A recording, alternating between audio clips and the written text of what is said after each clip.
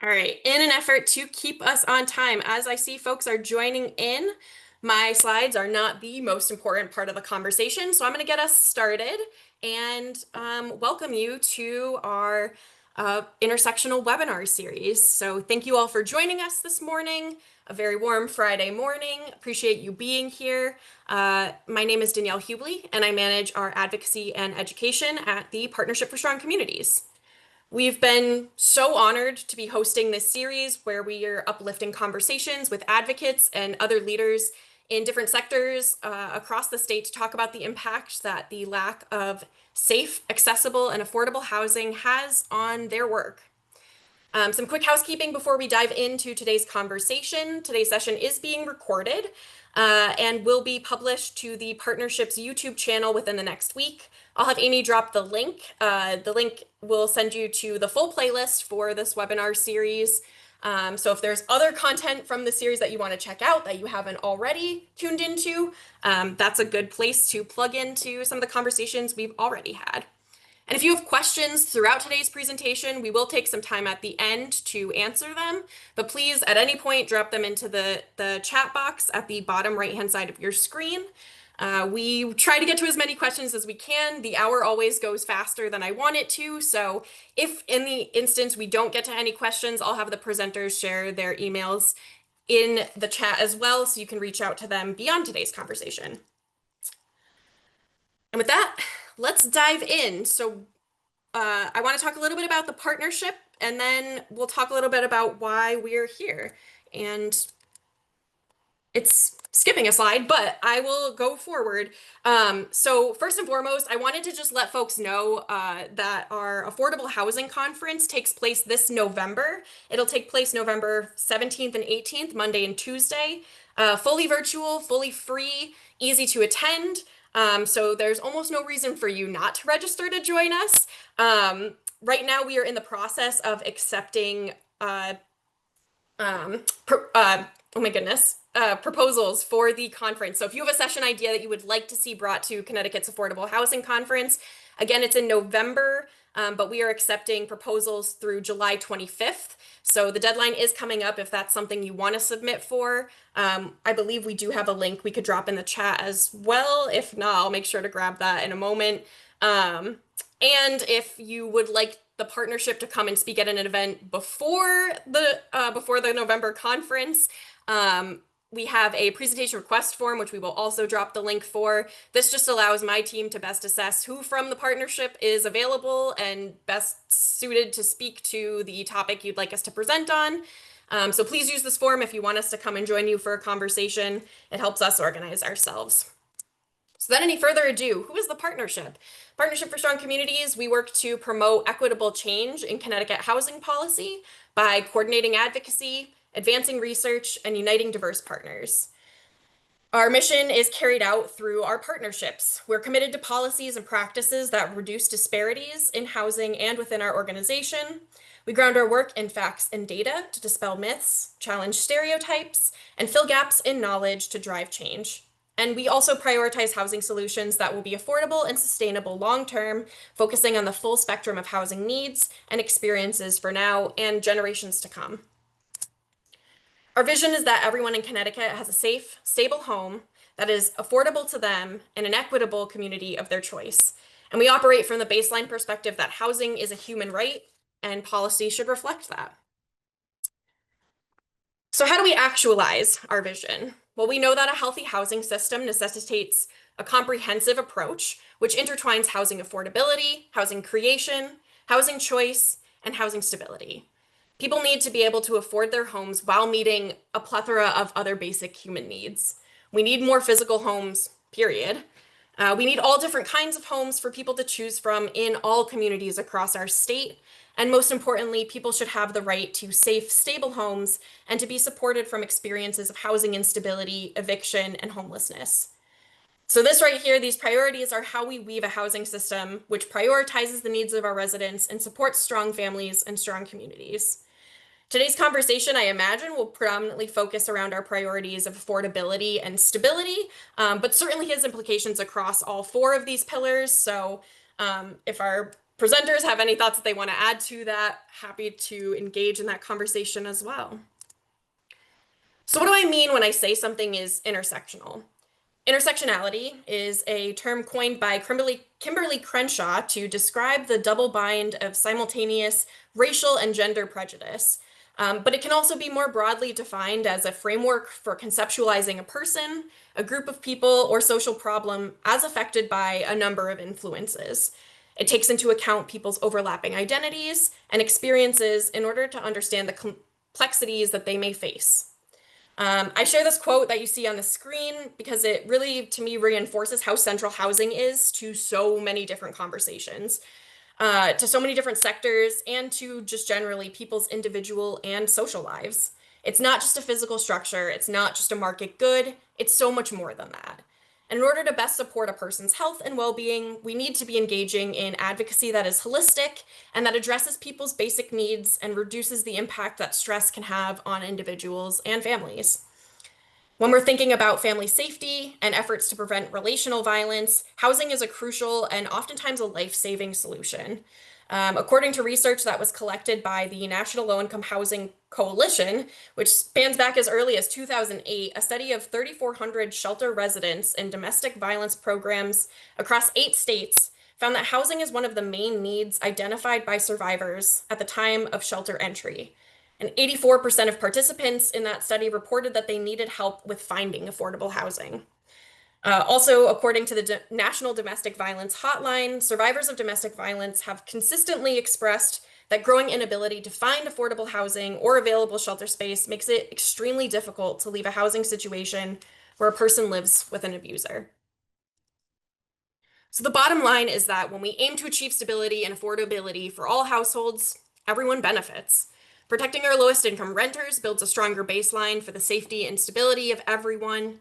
When households have a stable home, they're better able to meet other important basic needs like food, childcare, healthcare, and are more likely to invest in their community events, services, local businesses, thus creating healthier communities and more active local economies. There's only ever benefits to bringing housing into the equation.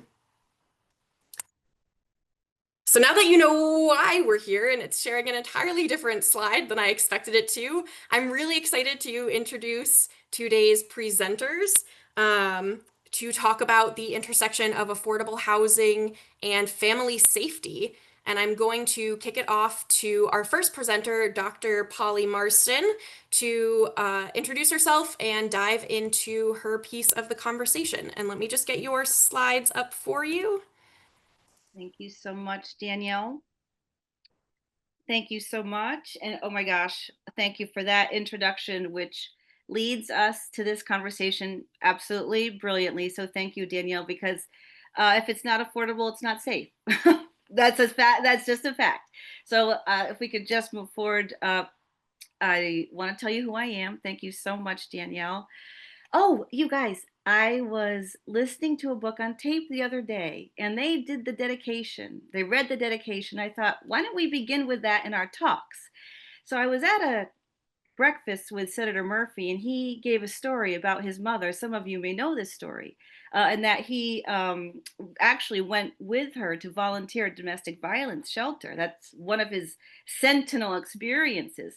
He was sharing that, and I happened to be sitting next to a mother who had a young woman, maybe 25 or so, who was being honored at the breakfast. And, you know, we all turned to leave, and I turned to her and I said, "Oh my gosh, congratulations." And she said, "Oh, I'm just the mother." And I said, "Well, look at Senator Murphy's mother. Look how many lives she is saving through her acts, through her son." And that brings me to the dedication of this talk, because most of this work is invisible. And if you think it is hard to find a place to live that's safe, try finding someone who's working in that field. If you think it's hard to find the job, they are invisible far beyond what you can imagine.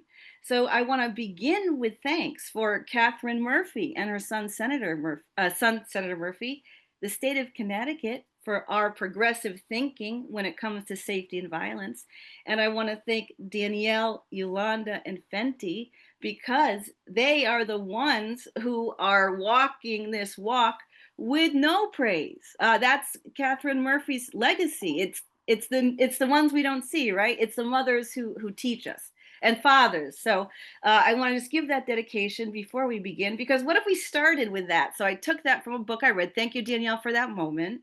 I really appreciate that. So Danielle's doing the slides for me because I can't manage that. So Danielle brought me up a little bit, but my name is Dr. Polly Marston.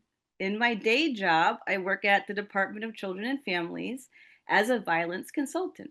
And what that means is I help families assess the safety of their children who are exposed to violence. And as a result of my own history as a child abuse and torture survivor, all my research and work is child centered.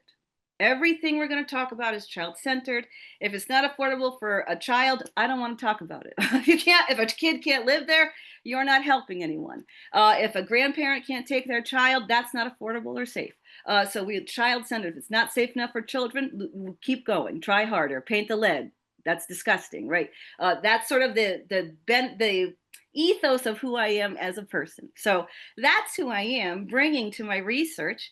I'm going to talk a little bit about the landscape, but I think I'll leave it to Danielle and these guys who are the experts. And I'll try to bring you up to some information about why do we care about this context as it relates to children, and specifically how I came to this, a safety model that I've come up with to guide my own work in assessing who is going to be violent, because that's what we're trying to assess at all times. All assessment of violence is a threat assessment. How much danger are we in, right?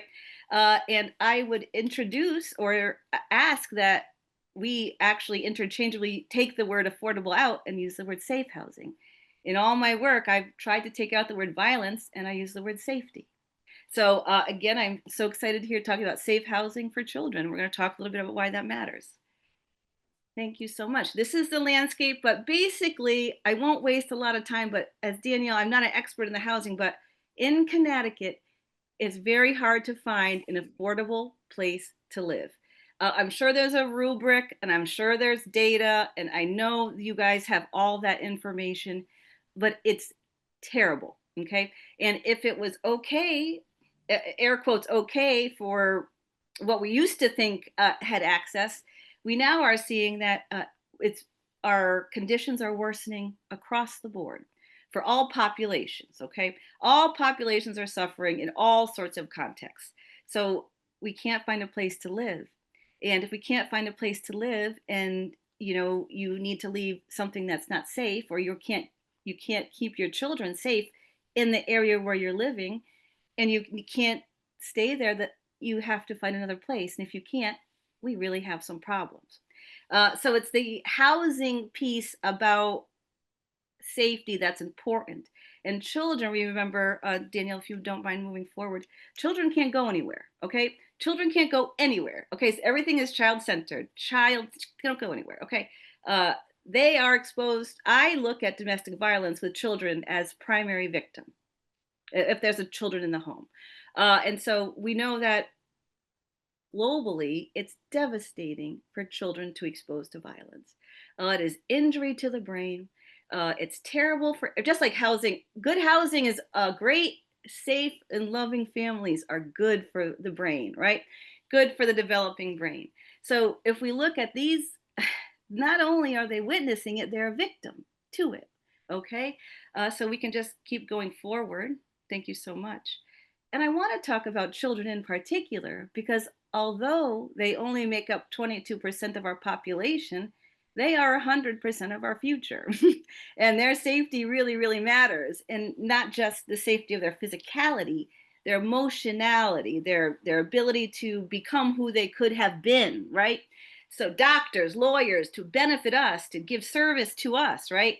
So I look at this about exposed to children's violence as absolutely unacceptable, at a no tolerance level in terms of my ethos around that, because of the brain damage it causes. It causes brain damage. So we do a lot of education with families around, let's get you feeling better so your kids don't have to suffer this, right? Let's get you feeling better. So this is why that's driving me in terms of research related to violence. Thank you so much, Danielle. So this brings me to my piece. We used to have this idea or distinction between people who commit domestic violence are so different than other people who commit community violence, and inner city violence is very different than rural violence. And some of that is true in the sense that the context in which it is expressed varies. But there really is research to suggest if we don't treat people using domestic violence or violence within the home, violence at all, they become mass shooters, period. Okay. We are creating and instigating our mass shooting problem by not treating and addressing the people who use violence. Okay. So I say that to give us even more motivation, right? If we look at school shootings, which is actually, Danielle, thank you so much. I think I'm ready to go on. This brings me to my next slide. This is my mentor and guide, Dr. Jim O'Neill, who I studied under at the University of Connecticut. And in the 1970s, he was at the University of Kansas, and he began thinking, I wonder if these gender roles are keeping people from who they would have been, men in particular. And he thought, I should study that. And he spent, thank you God, he's retiring this May. He spent a lifetime studying that. And he found, yes, indeed, it does. In particular, quantitative study after study after study after study finds that the gender role expectations as it relates to men have a negative outcome, okay, restrictive outcome. And they're enforced through behaviors, right? So I say that all to say, I brought this to him and I said, Dr. O'Neill, gun violence is the #1 killer of children. He said, that's terrible. And I said, school shootings, we don't know what to do about this. He said, that's also awful. And they're mostly boys and young men. What's happening? So he said, let's study it. So let's move on, Danielle. And we did. And well, let me just get to you. What he found, there were 4 conflicts across populations, right? As it relates to men and the negative impact these gender role expectations have. Competition, not being able to express emotions, difficulty and inability to have love between boys and men, friends, fathers, everyone. And conflict, deep conflict between work and family and expectations.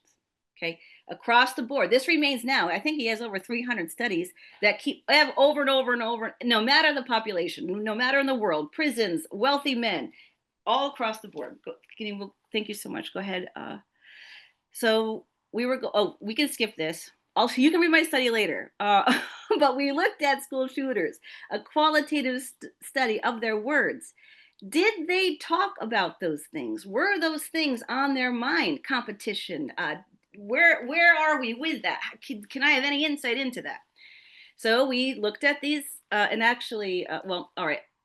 And here's just some photographs, just because I think it's important to see people's faces. These are human. I mean, and as far as I'm concerned, any violence committed by a child under 18 is child abuse. Okay. Somebody didn't keep that child safe enough. Hartford, I don't care where, somebody didn't keep that child safe enough. It's always child abuse if it's under 18. So if Eric and Dylan, they were children, that I want to investigate that for child abuse. How did that reach that level that they were able to do that? That's child abuse. So we found, indeed, they really did. They really are deeply, deeply impacted by competition. In particular, emotionality. They wrote about missing their friends. I think it's 500 pages altogether, but I think I once counted together these young men wrote the word help me like 900 times. The isolation of their restrictive emotionality. The male loneliness epidemic is no one's fault other than their isolation and their emotionality. Their emotions are isolating, right? And they don't have the skills. And so that creates loneliness. So this came up in this study. So if we can just keep going, Danielle, thank you so much. I thought to myself, there's more to it than just masculinity, right? There always is more to it. That is one important context. But that really wasn't enough to explain in totality, why do people act violently?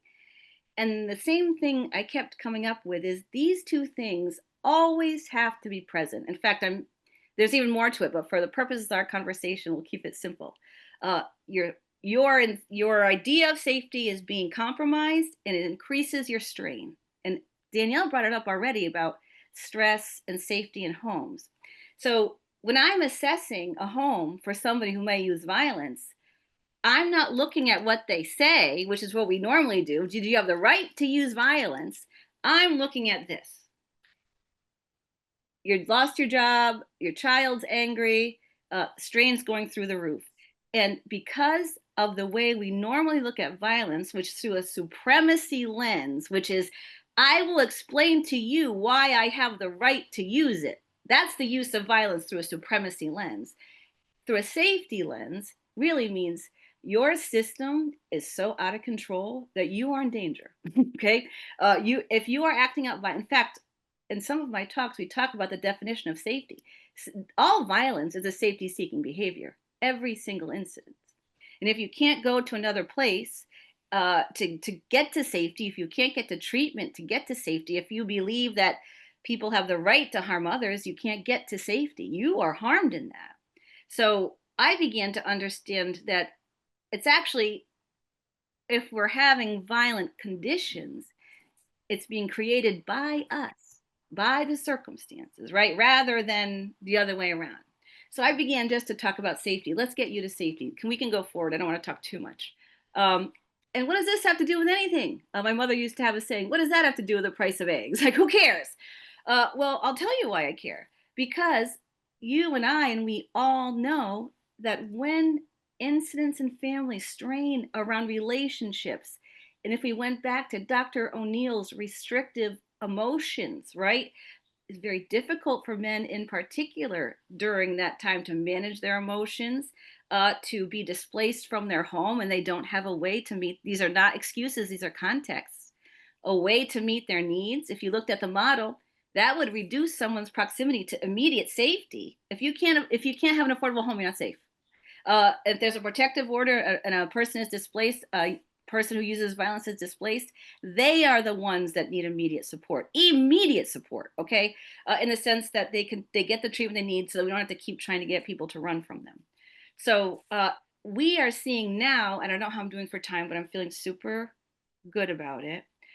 We are seeing conditions change, you guys, and you know this.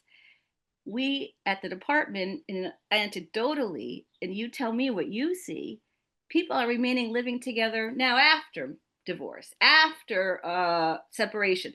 No, if you could afford to live with your mom, you can't live with your mom because she's in supportive housing or Section 8 and they can't have anyone else living with you. If your father is homeless, I mean, the strain now goes back generations. And so when we don't invest in our systems and our families, this is what we get: complete, devastating, and deadly isolation. So I'm going to ask, and I don't know how we're doing for time, but I'll. Dr. Polly, you have about 8 minutes still. Amazing. What if we talked about affordable housing as safe housing and refusing to accept anything less?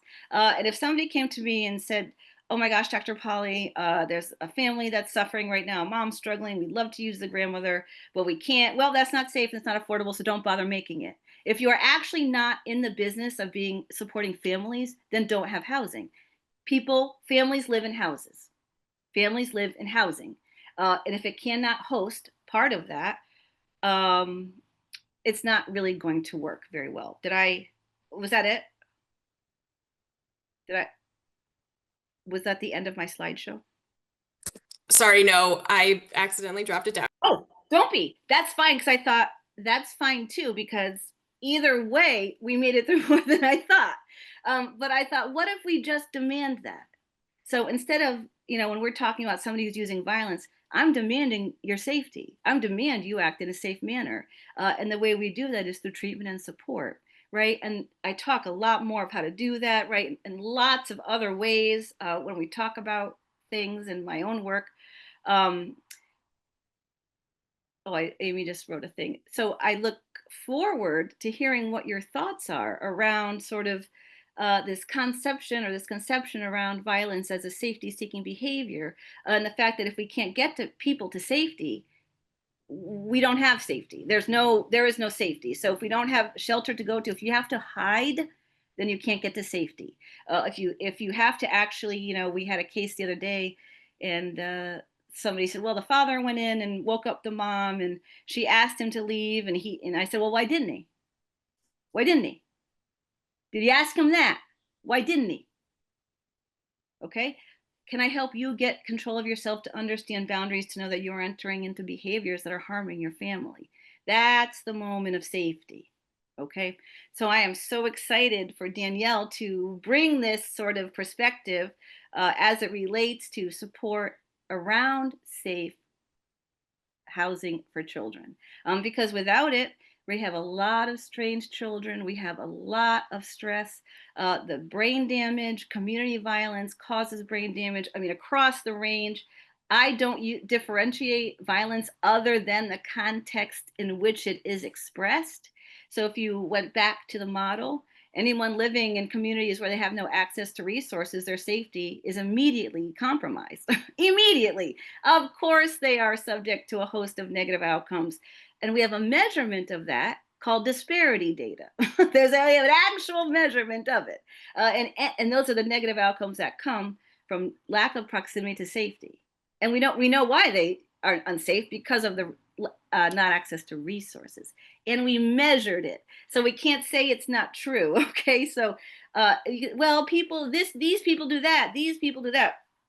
In any context, all violent expression is only related to a safety-seeking behavior, expressing reduction in a sense of reduction, safety, in strain and stress.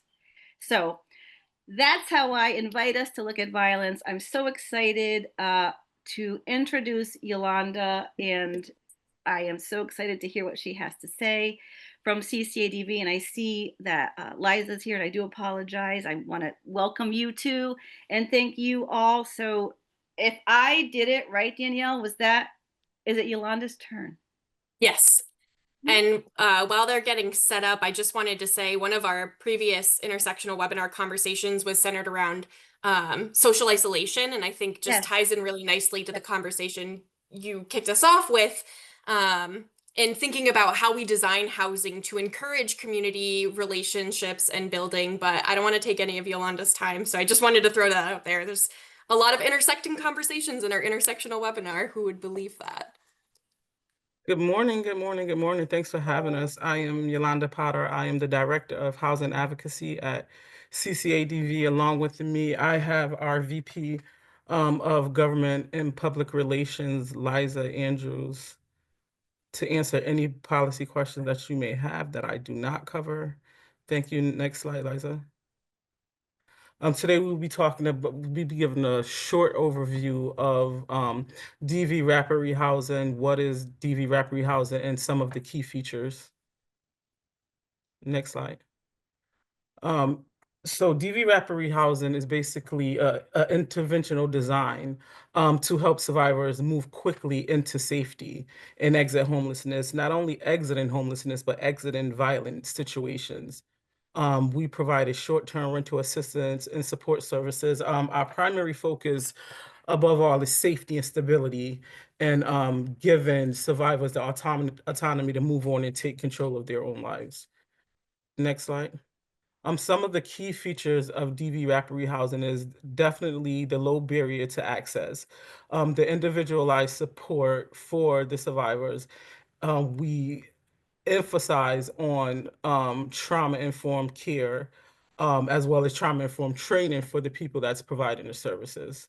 Next slide, Liza. I'm gonna just briefly give you some of our numbers from fiscal year 24. We served over 1,000 victims, serving 480 adults and 563 children. That includes people that are housed, people waiting for housing, people receiving case management services. Next slide. Again, in fiscal year 24, 30, the rapid rehousing participants who went through rapid rehousing, 31% of them increased their income, 33 maintained income, 99 exited to a positive destination. So when we look at rapid rehousing, we realize that it's a short-term program. So we try to exit all of our families into either independent housing that they can pay for themselves, or we try to bridge them onto some kind of permanent supportive housing certificate. 99% of our participants leaving the program in fiscal year 24 exited into a positive destination. 85 went on to pay their own rent. 14 received a permanent subsidy.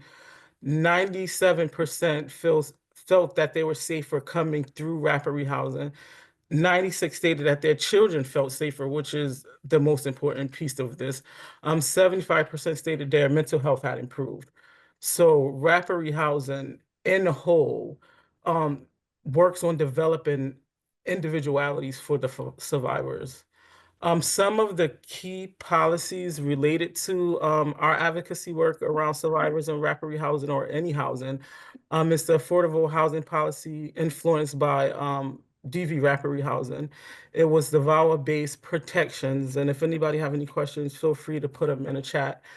And it was the state anti-discrimination and safety policies. Yolanda, really quickly, can you just elaborate on what VAWA stands for? Violence Against Women Act. Thank you. And then it was integration of DV specific needs and HUD emergency solutions grants, advocacy for flexible funding models that allow survivors to choose safe, independent housing, which is the most important part of it. And that's also a piece of the VAWA, feeling that clients really get the choice to choose where they live in, what neighborhoods they live in, where they feel safe at. A lot of them do relocate to certain areas where they feel safe at. And this gives them that opportunity to do so. The push for housing first models that utilizes immediate housing over transitional shelters. So basically, for those that's not familiar with housing first says that you meet the person where they at. You meet the person where they are. That no matter what the circumstance is, the priority is to house these individuals safely and fast. Next slide. So someone asked what was VAWA again. VAWA is the Violence Against Women Act. In 2005, survivors could not be evicted in subsidized housing. So basically what it says is if I'm in a unit and I hold a lease and I feel like it's a safety issue, I'm allowed to move without being penalized. So most of us know if you're in a lease and you want to leave that lease, you have to actually pay that lease out or some kind of eviction, some kind of payment that you have to make to the landlord to get out of this lease. VAWA makes it so that victims do not have to be penalized for moving for safety reasons. And then in 2013, housing protections was applied again to the VAWA Act, which was strengthened the VAWA Act. It required emergency transfer plans. Go up, next one.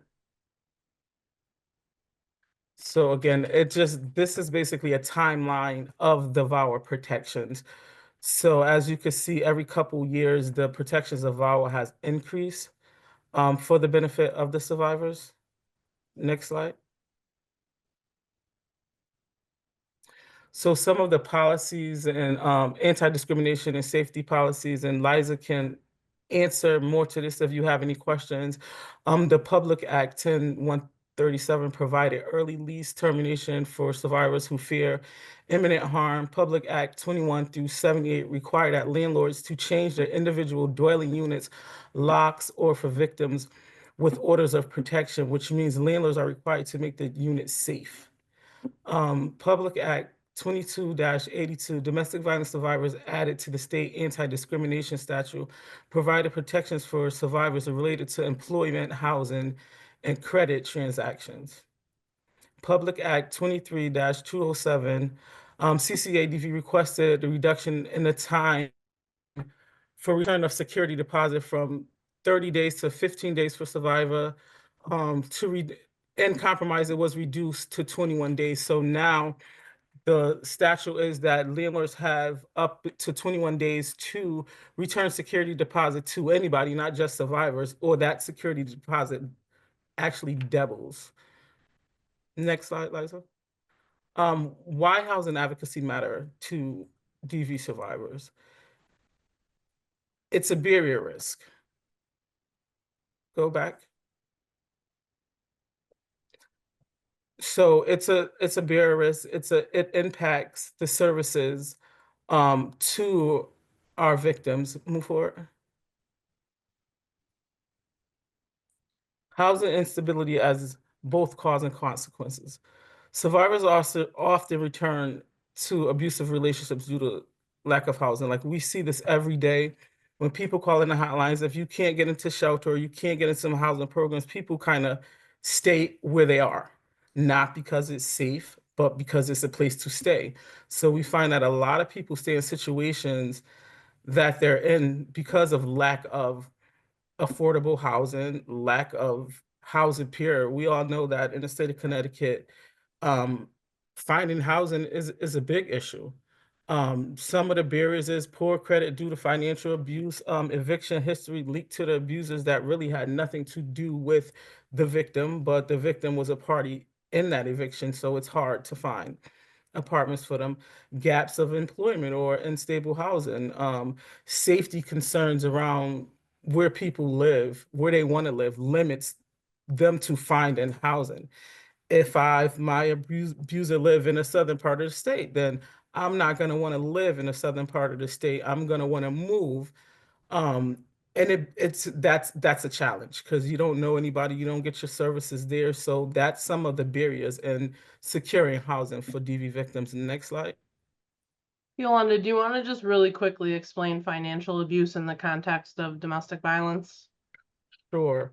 So a lot of what we see in regards to financial abuse is that either a victim works and is not in control of their finances. Like they're not in charge of their bank accounts. They've never paid bills. And then it's the credit part of that. So you have a joint account. And even though you don't have access to that joint account, your name is on there. So once a survivor is removed from the situation and now a part of the wrappery housing, we're dealing with poor credit issues. We're dealing with even maybe evictions after the person left um, the abuser stopped paying the rent. So now the survivor has the eviction on her record, which makes it harder for them to find any type of housing. And then the biggest part of it is that people who didn't even know they had credit cards in their name come to us, and we go to fill out apartment applications and we find out that either light bills, gas bills wasn't being paid and the person was gainfully employed, or accounts was utilized that the victim did not know about. Next, is that good, Liza, or you want to fill some other stuff in? No, I'm sorry, that was good. I couldn't get the slide to advance. Thank you. Okay. And another other barriers and risks to survivors is loss of autonomy and recovery. Um, we want to teach survivors and give them access to legal aid or job training.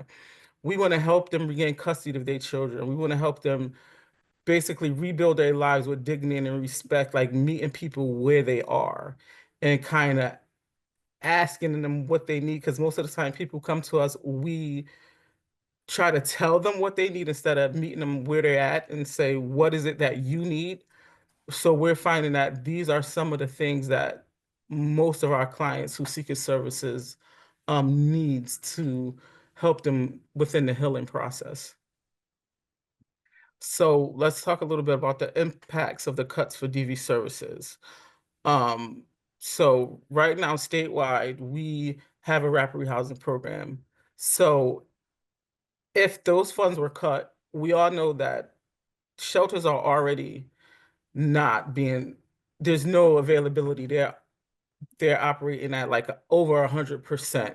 So the shelters will be over inundated. People will be staying, like survivors will be staying in places where they don't want to stay. Like they will be staying still in the same apartment or living space with their abuser. Staff burnout is another big issue. When you get system changes, you get turnover. So with those cuts, we're gonna have less staff to do more work. Um, Strain on the broader system is homeless services, child welfare, child education, law enforcement, a host of stuff. DV housing is not gonna be available or readily available. I mean, we think that it's kind of available right now, especially with DV rapid housing, because it's such a low barrier to get in versus mainstream housing. All of that goes away once we have system changes. Survivors may not be able to cycle through multiple systems. We know some of our survivors are well educated, well knowing about process, and then you have the other side of it where a lot of them don't know the system. They don't know how to function through multi-system changes. So this is just some of the barriers, some of the impacts that happen when you talk about cut to DV services. Next slide, Liza. The needs of families in DV housing that we see currently is or the services that we provide currently. People come in, they need safety planning and relocation support. So the greatest need now is safety planning and housing. Because it's not like this is something that we can put them in overnight. Sometimes we have beds and shelters that's readily available. Sometimes, most times we don't. And as far as getting into like a rapid program, that's a process. So that's the need, the biggest need now that I see, and correct me if I'm wrong, Liza or Fenty, when you hop on, is around safety planning, child education, legal assistance, employment, and housing again. Housing is not just a response, it's a prevention tool. Without it, the cycle of violence continues across generations, especially for children exposed to domestic violence. Thank you. If you have any, I don't know if I have time to answer questions, or if people have questions, put it in the chat. We'll take some questions in the chat and probably move right into Fenty to make sure she's got enough time, and then we can address some questions at the end. Thank you so much, Yolanda. You're welcome. So the And next Liza. person is Fenty Lee. Okay, thank you so much, Yolanda. Thank you so much, Dr. Polly, for I mean, what I feel when you said something about just like, your understanding like what we do. So I really appreciate you. Okay. Hope everyone can see this. So my name is Fenty Lee. So I'm director of the residential programs at Safe Futures. Safe Futures, formerly Women's Center of Southeastern Connecticut. So as you know, just like, we had to change the name, of course, the last probably like about 15 years ago. So we are welcoming to anyone and everyone, right? It's like, so we are celebrating our 50 years next year. So that's going to be 2026. That's the 50 years right there. We're serving 21 city and town in eastern part of Connecticut. Our actually like, well, we're serving individuals, family, of course, just like, the children survivors of domestic violence, sexual assault, trafficking, stalking, and elder abuse.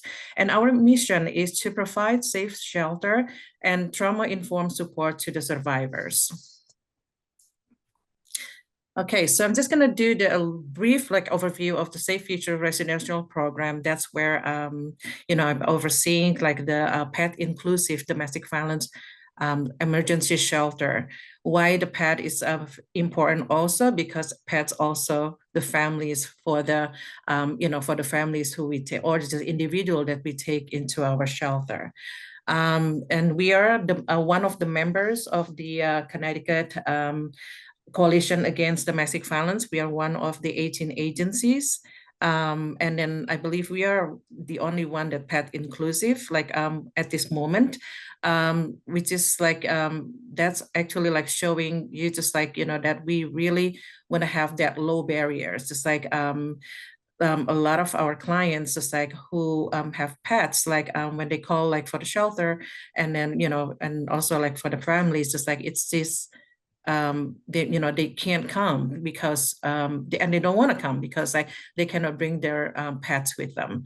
So that's about emergency shelter. And the next is the Phoenix House Transitional Housing, Transitional Living Program. That's the 2 years program. We have 9 apartments, like 2 for singles and the rest is for families. They can stay for up to 2 years where we work with the clients, like Yolanda said earlier, to rebuild their life again, and just to be able to sustain their you know, their safe like housing. And the next one is the CCADV, the Coalition Rapid Rehousing Program that Yolanda explained earlier. And then we're just so blessed with this program because again, like with low barriers, like we be able to move the clients out of the shelter like quicker and then safely. And the next one is we have the Pilot Permanent Supportive Housing Program, which is like funded by Department of Mental Health and then Addiction Services. That with 7 families that we currently house like scattered.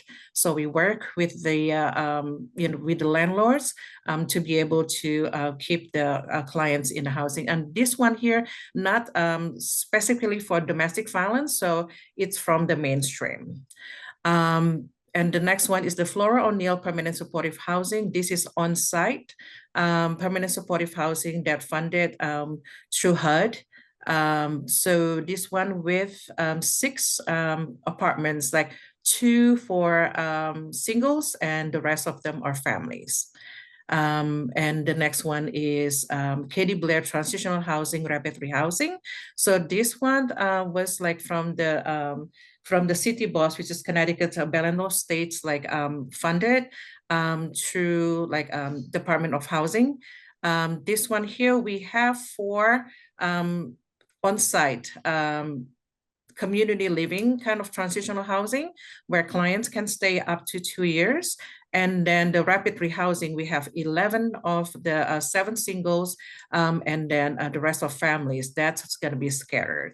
So as you see, like we are very, just like like when the clients come in through, the first usually doors is like the emergency shelter. And then after they come in, we do the intake. And then from there, we just kind of see, you know, what they really need, like, you know, like housing needs like later on. So with this, you know, options, like actually like we're blessed to be able to kind of like more moving client to more like stable housing and then just be able to stay, you know, where they're at until, you know, like a safe housing permanently.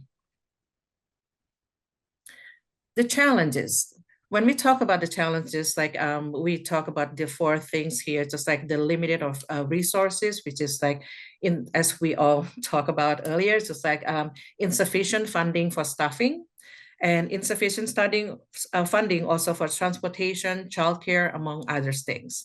And again, not to repeat again, but we have to, the shortage of like affordable housing option to move out, you know, with the you know, low, you know, scores like for the credits, and then also evictions that even like make it harder too.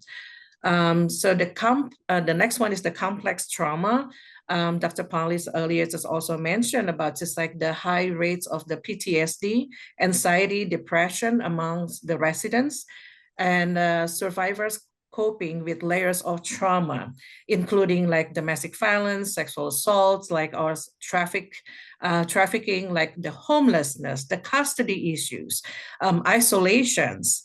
And the next one is like for parenting, like under extreme stress, with the children behavior responses to trauma. And then for shelters, it's like the shared spaces can lead also into interpersonal challenges.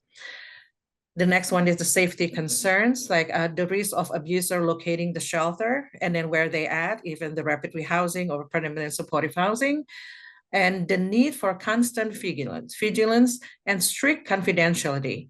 Now we use Connecticut Safe at Home, which is a confidential address program for domestic violence, sexual assault, and stalking survivors.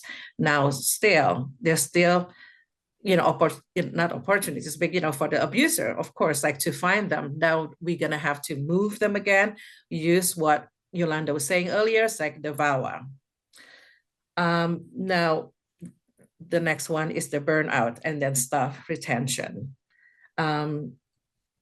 It's a lot of emotional toll on the staff. I've been doing it for the last 6-7 years now. I started in 2015, I left and I came back, right? So we really need to do that self-care. That's just like, that, and then I will talk later on.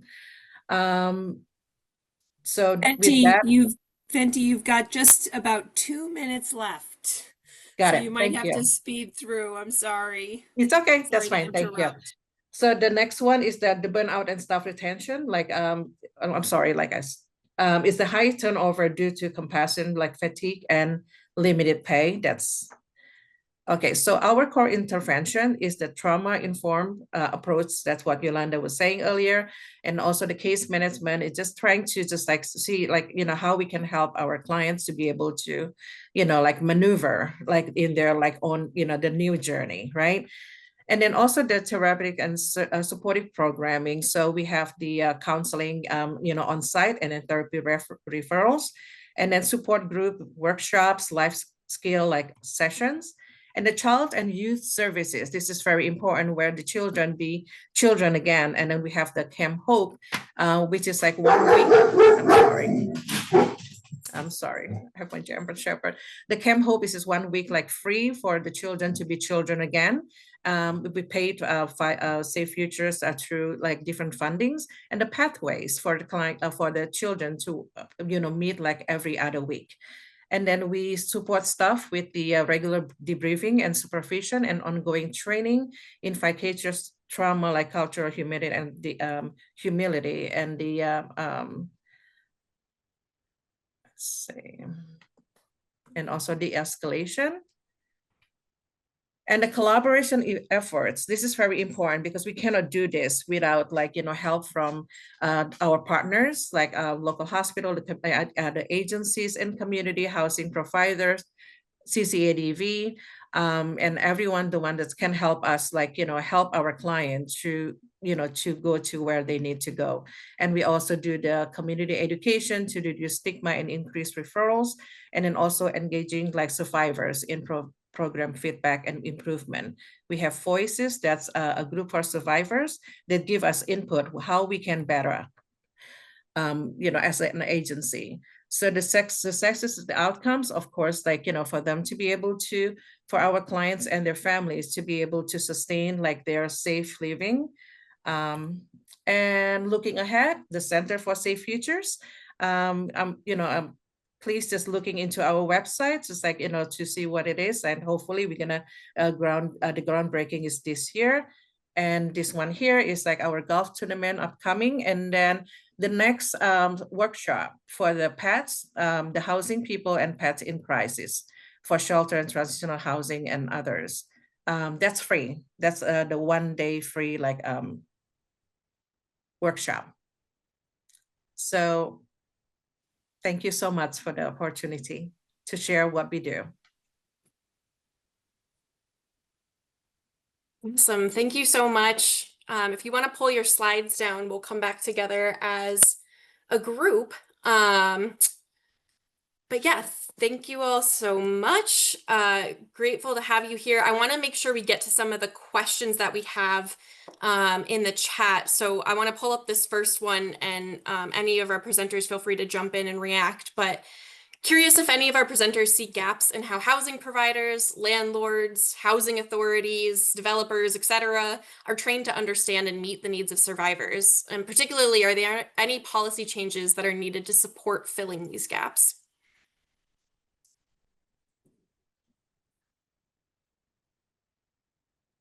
Sorry, I was muted. There are definitely gaps. A lot of our housing providers and landlords treat our survivors the same as they treat regular individuals coming into rent apartments. But I will say that a lot of our advocacy work through the advocates in our housing team, we help educate landlords on um, what the new laws is, what VAWA mean, and really trying to help the landlord be trauma informed. So a lot of that work is done on the ground, but there definitely is a gap and it do need to be addressed through new legislator. How? That's a work in progress, but that's Liza. Me and Liza work on that. And Liza, feel free to jump in if you have any thoughts too as well. Yeah, I mean, I Not think, to put you on you the know, to spot. what Yolanda said, training is incredibly important. It's hard to legislate training. You know, but certainly, you know, that's a big piece. I think, you know, one thing I sometimes see in conversations with elected officials around housing and survivors is this sometimes penalizing them if their abuser shows back up, right? That's difficult. You know, I think it's important to understand that the core of domestic violence is control, right? It's not physical violence, it's control.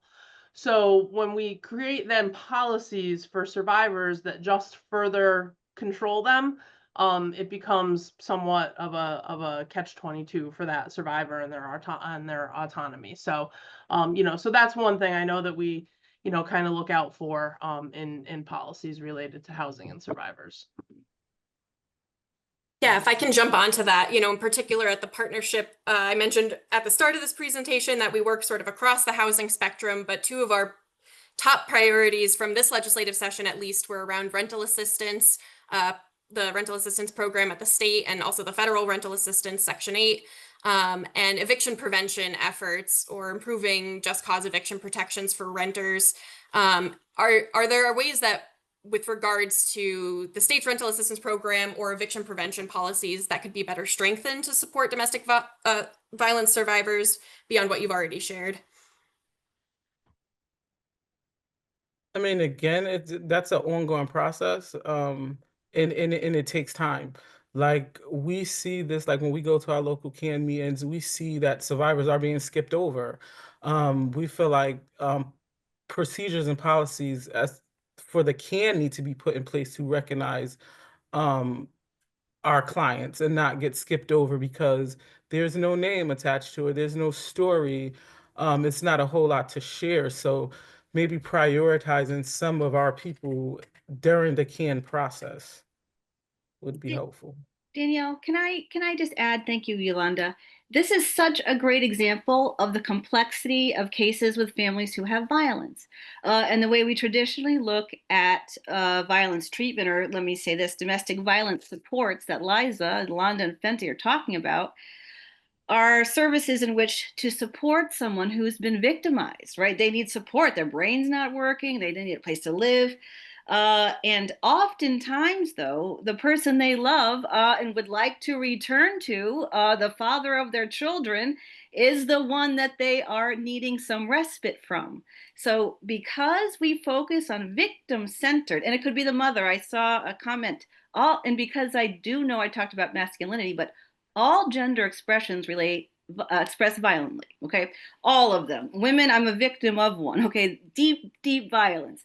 And I say that to say it's so complicated, right? It's so complicated. So I often think we use domestic violence services to prove that you won't go back. You got these services and then you failed. And frankly, you may have needed a place to stay, and he should, or they, she, whomever expressing the violence, needs to learn some support around their behaviors and their safety-seeking behaviors. So even this conversation, right, is such an indicator of this victim-centered sort of, you must prove and stay away, and that's the supremacy lens. You run faster rather than, I'd like to draw your attention to your behavior that's harming your family, okay? Irrespective of the gender expression. But I do want to say, men do commit a great number of violent crimes. And what that tells us is they need support related to that.